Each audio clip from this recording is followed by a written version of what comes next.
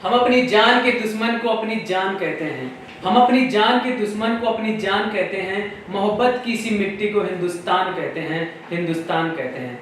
नमस्कार दोस्तों, मैं नरेश पायल आप सभी को स्वतंत्रता दिवस की हार्दिक शुभकामनाएं देता हूं। मैं आज स्वतंत्रता दिवस के इस पावन पर्व पर आप सभी को राष्ट्र निर्माण और देशभक्ति के ऊपर अपने विचार साझा करना चाहूंगा।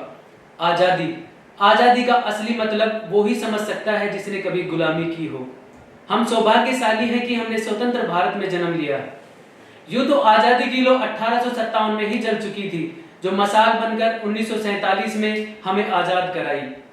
प्राचीन काल, मध्यकाल और वर्तमान भारत के उदाहरणों से स्पष्ट करना चाहूंगा कि जब हम फिरंगियों के फेरे में फंस गए थे तो रंग दे बसंती चोला की एक आवाज पर टोलों के टोले उमड़ाया करते थे और उनके वंदे मातरम के नारों से खून में आने वाला 5-5 डिग्री का उफान अंग्रेजी शासन की जड़ों में तूफान ला देता था।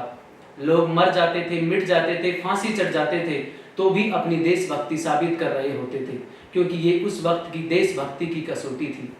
उसके बाद 1962, 65 और 71 के युद्धों में अपना सुहाग गवा देने वाली औरतें जब घर के हालात ये हो जाया करते थे कि प्यार भी भरपूर गया, मांग का सिंदूर गया, प्यार भी भरपूर गया, मांग का सिंदूर गया, नन्हे नोली हालों की लंगोटियां चली गई, छोटी छोटी बेटियों की चोटियां चली गई, बाप की कमाई गई, भाई की पढ़ाई गई, और एक ऐसा विस्फोट हुआ पता ही नहीं चला, पूरे जिस्म की कई बोटियां चली गई, और आपके लिए तो सिर्फ एक आदमी गया है साहब, मेरे तो घर की रोटियां चली गई वाले हालात पैदा हो जाने के बावजूद एक माँ अपने बेटे को सरहद पर दुश्मनों की धज्जियां उड़ाने के लिए भेज देती थी और उसे पत्र लिखाकर भेजा करती थी कि अम्मा ने खत लिखा है बड़े चाव से, अम्मा ने खत लिखा है बड़े चाव से, पुत्र मेरे ना घबरा जाना, 1 इंच पीछे ना हटना, चाहे इंच इंच कट जाना, चाहे इंच इंच कट जाना। इस तरह पूरा परिवार अपनी देशभक्ति साबित कर रहा होता था। उस समय देश बलिदान मांगता था।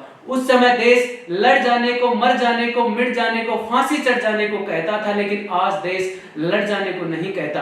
आज देश मर जाने को, मिट जाने को नहीं कहता, बल्कि मेरे विचार में यदि कोई व्यक्ति अपना काम पूरी मेहनत, पूरी ईमानदारी और पूरी लगन से करे ना, तो वही सच्चा देशभक्त है। मैं नहीं मानता कि फेसबुक और व्हाट्सएप की डीपी को 3 रंग में रंगना ही देशभक्ति है।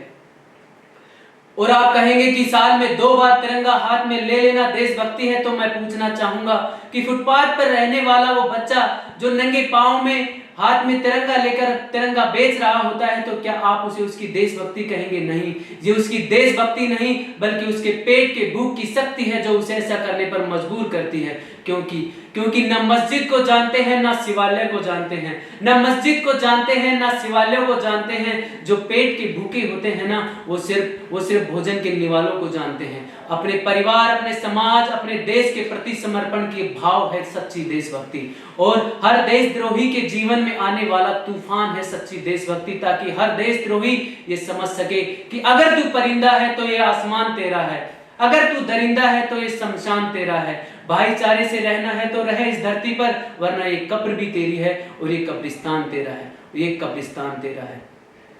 लेकिन एक देशद्रोही से ज्यादा देशभक्ति तब आहत होती है जब एक बेटा अपने बूढ़े माँ बाप को वृद्धाश्रम की चौखट पर छोड़ आता है। करा उड़ती है वो देशभक्ति जब मुसीबत में फंसे लोगों की सहायता करने से ज्यादा हम सेल्फी लेकर अपने लाइक्स बढ़ा रहे होते हैं। आज जिस युवा पर पूरे देश को बांधे रखने की जिम्मेदारी है, वही युवा अपने 4x4 इंच की छोटी सी स्क्रीन पर अपनी उंगलियों के घर्षण मात्र से अपनी भावनाओं की इमोजी भेज रहा होता है।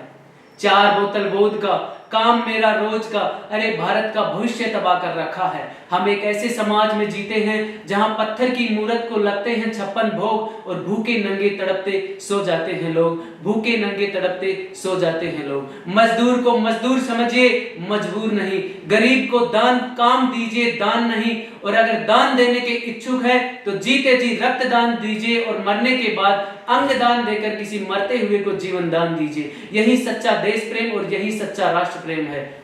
न सरकार मेरी है, ना रब मेरा है, न सरकार मेरी है, ना रब मेरा है, ना ही बड़ा सा नाम मेरा है। बस इतनी सी बात का गुरूर है मुझे कि मैं भारत का हूं और ये भारत मेरा है, ये भारत मेरा है। लेकिन एक वैचारिक बीमारी हमारे समाज में मुझे नजर आती है कहा जाता है कि हम सबसे बड़ा लोकतंत्र हैं, जहां हिंदू पैदा होते हैं, मुसलमान पैदा होते हैं, सिख और ईसाई भी पैदा होते हैं, लेकिन बदकिस्मती कि अब इंसान पैदा नहीं होते।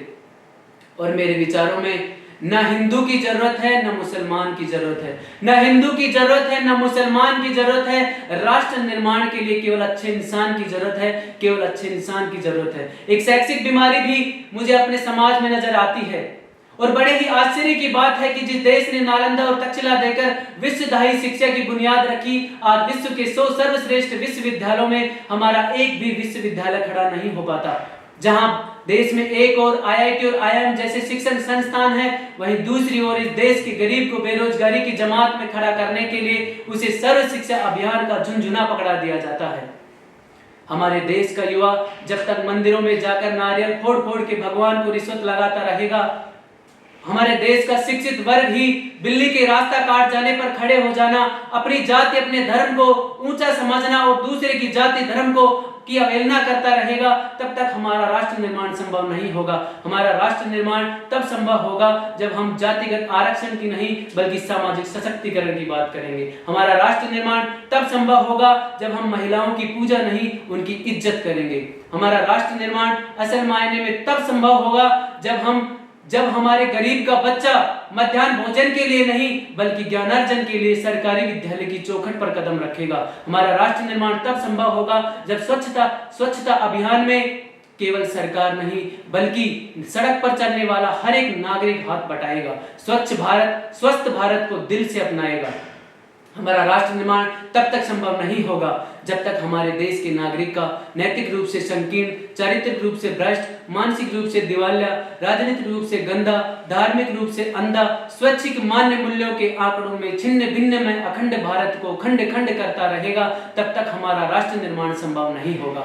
बड़ी बड़ी बातें नहीं, छोटी छोटी कोशिशें करनी होंगी, क्योंकि ठोकरें हमें पहाड़ से नहीं पत्थरों से लगा करती हैं।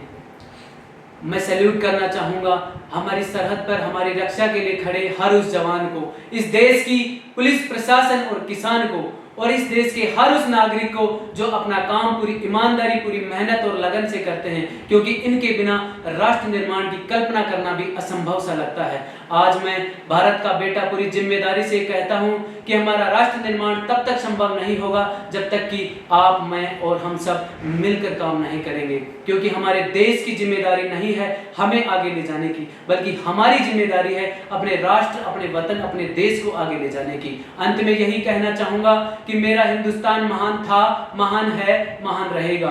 मेरा हिंदुस्तान महान था, महान है, महान रहेगा। होगा हौसला बुलंद सबके दिलों में तो एक दिन पाकिस्तान भी जय हिंद कहेगा। पाकिस्तान ही क्यों, पूरा विश्व जय हिंद कहेगा, क्योंकि सारे जहां से अच्छा हिंदुस्तान हमारा, सारे जहां से अच्छा हिंदुस्तान हमारा, हम बुलबुलें हैं इसकी, ये गुलिस्तान हमारा, ये गुलिस्तान हमारा। जय हिंद, वंदे मातरम।